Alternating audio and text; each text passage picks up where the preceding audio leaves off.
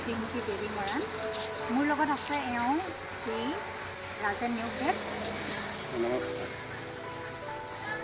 আজি আমাৰ আলোচনাটো হৈছে কেঞ্চাৰ ৰোগ। কেঞ্চাৰ ৰোগ হৈছে এবিধ মাৰাত্মক ৰোগ। এই কেঞ্চাৰ ৰোগ আজি 13 বছৰ আগতে আমাৰ ওচৰৰ গাঁও এখনৰ ৰজাগড় গাঁৱৰ ৰাজেন নিয়োগদেৱৰ হৈছিলে। তেওঁ যেতিয়া হৈছিলে এই ৰোগত ভুগিছিলে, আমাৰ ওচৰলৈ গৈ তেওঁ এতিয়া সুস্থ শৰীৰে সুন্দৰ কৃষি কৰ্ম কৰি আগৰ দৰে জীৱন নিৰ্বাহ কৰি আছে। আমি তেওঁৰ মুখেদি কিছু কেঞ্চাৰ ৰোগৰ বিষয়ে শুনিম। ইয়াৰ আগতে মই ভালকৈ পৰিচয় কৰি দিব বিচাৰিছোঁ যে মোৰ পিতৃ শ্ৰী চুদ্ৰেশ্বৰ মৰাণ আৰু আমি একেলগে গৱেষণা কৰি পাইছোঁ যে কেঞ্চাৰ ৰোগৰ এটা ঔষধ আছে। কেঞ্চাৰ ৰোগৰ যিটো ঔষধটো হৈছে বনৌষধি ঔষধ, মানে পিচি পেলাই য'ত কেঞ্চাৰ হয় তাত লগাই থ'ব লাগে, দীৰ্ঘদিন লগাব লাগে। অলপ দীৰ্ঘদিন লগালে ভাল হয়, কিয়নো কাৰণ ৰোগটো সোনকালে ভাল নহয়, সেইকাৰণে দীৰ্ঘদিন লগাব লাগে। তাৰ আগতে দৰৱটো লগোৱাৰ আগতে মানে চাহপাত বহুতবাৰ চোকাকৈ উতলাই ল'ব লাগে। তাৰপাছত কুহুমীয়া গৰম পানী কৰি লগাব লাগে। আমি গৱেষণা কৰিছোঁ যে মোৰ পিতৃৰ লগত ভিতৰত যিটো কেঞ্চাৰ বেমাৰ হয় সেইটো ভাল হ'ব বুলি মই আশা কৰিছোঁ। যিটো ভিতৰত কেঞ্চাৰ ৰোগ সেইটো মানে অলপ বেলেগ ধৰণে লগাব। তেতিয়া আমি এইটো কেঁচা মাল দি মানে ফেক্টৰীৰ যোগেদি মালটো বনাই ভিতৰত এইটো পৰীক্ষা কৰি পেলাই লগালে মোৰ ভাল হ'ব বুলি মই আশা কৰিছোঁ। তাৰপাছত কেঞ্চাৰ ৰোগৰ বিষয়ে আমি এওঁৰ মুখৰ পৰা শুনো, আহকচোন। তেওঁ কেনেদৰে লগাইছিলে আৰু কেনেদৰে ভাল পাইছিলে, কেনেকুৱা কি ধৰণৰ, এইবিলাক আমি নিয়োগদেৱ যে আপুনি আমাৰ ওচৰত যাওঁতে আগতে ডক্টৰৰ চিকিৎসা কৰিছিলেনে? ডক্টৰ মই তেনেকৈ প্ৰথম কৰা নাই। ঘৰৰ মানুহ গৈ পেলাই ডক্টৰৰ আগত ক'লে যে কেঞ্চাৰ হৈছে। তেনেকৈ কওঁতে ডক্টৰে ক'লে যে কেঞ্চাৰ নহয় বুলি ক'লে আৰু ইমান বছৰটোৱে কেঞ্চাৰ হয় নেকি তেনেকুৱা ধৰণে হেৰি এটা কৰিলে। তাৰপিছতে মই ইয়াতো হেৰি কৰি গম পালোঁ যে গাঁৱৰ পৰিবাৰে মানে গাঁৱতে শুনি আহিলে চুদ্ৰেশ্বৰ মৰাণে মানে তেনেকুৱা ঔষধ বনৌষধি দিয়ে বুলি। মই সেইটোকে পিছত গৈ গ'লোঁ তালৈ, গৈ পেলাই মই সেই ঔষধটোৱে মই ব্যৱহাৰ কৰিব ল'লোঁ। ব্যৱহাৰ কৰি মই হেৰি কৰিলোঁ, মানে ক'লে যে 24 ঘণ্টা বান্ধিব লাগিব। বন্ধাৰ পিছত মাজে 12 ঘণ্টা মানে মাজত এটা মানে হেৰি কৰি মানে চাফা কৰিব লাগে। চাফা কৰি আকৌ বান্ধিব লাগে। 24 ঘণ্টাই মুঠতে 24 ঘণ্টা বান্ধিব লাগে। মই তেনেকৈ হেৰি কৰি থাকোঁতে ডক্টৰ এদিন আহিলে।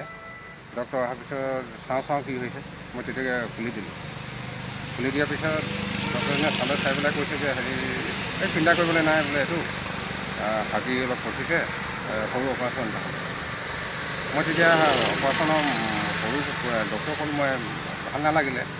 মই সেইকাৰণে এই ডক্টৰে বনৌষধি সেইটোৱে লৈ পেলাই মই হেৰি কৰোঁ বুলি হেৰি কৰিলোঁ, চাওঁ কি হয়। তেতিয়া মই সেইটোকে ব্যৱহাৰ কৰিব ল'লোঁ। এমাহ 1.5 মাহ তেনেকুৱা ধৰণৰ কিবা এটা হ'ল নেকি, মই এতিয়া পাহৰিছোঁ, বহুত দিন হ'লতো। এই 14 বছৰ 13-14 বছৰ হৈছে। সেইটোৱে মই পিছত ঔষধটো লগাই পেলাই ক্ৰমান্বয়ে ভাললৈ আহিলে। মই সেইটো হেৰি কৰি পিছত সম্পূৰ্ণ মই ভাল পালোঁ। এতিয়া মানে আপুনি তেনেকুৱা বিষ কিবা অনুভৱ কৰা নাই? সেইবোৰ একো নহয় এতিয়া।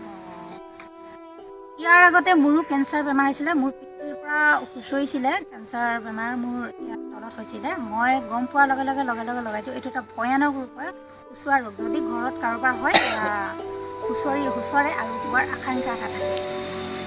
আপুনি মানে লগাওঁতে কেনেকুৱা অনুভৱ কৰিছিলে? অকণমান ভাললৈ আহিলে তেনেকুৱা মানে যেতিয়া ঔষধখিনি মানে হেৰি কৰি বদলি কৰিবলৈ যেতিয়া হয়, সেইখিনি গুচাই দিলে তাত অলপ হেৰি তেনেকুৱা লাগি থাকে আৰু তাতো কৈছিলে যে এইটো যেতিয়া ঔষধটো মই ল'ব যাওঁতে কৈছিলে এইটো হাৰ্দিৰ মাজৰ পৰাই হেৰি এটা হয়, সেইকাৰণে পেলাই মানে চাহপানীৰ নিচিনা ওলাই সেইটোৱে মানে কৰিছিলোঁ মই চাফা কৰি লৈছিলোঁ।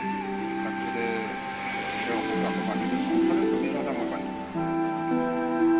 আপুনি ভাল পাইছে আৰু বহুতজন মানুহে ভাল পাইছে। প্ৰায় 20-25 মান আমি ৰোগীক ভাল কৰিবলৈ সক্ষম হৈছোঁ।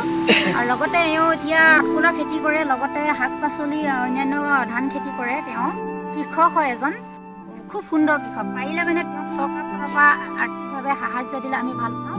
আৰু আমাৰ গাঁৱত ইমান কিছুমান কৃষক আছে ভাল ভাল খেতি কৰে, তেওঁ ভাল মানুহজনো ভাল, সুস্থ শৰীৰে এতিয়াও বহুত কৃষি কৰ্ম কৰিব পাৰে।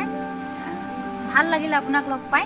আৰু মানে মই ক'ব বিচাৰিছোঁ যে কেঞ্চাৰ বেমাৰটো ভাল কৰিব পৰাৰ দৰৱ আছে, আমাৰ হাতত আছে। আমাৰ লগত যোগাযোগ কৰক।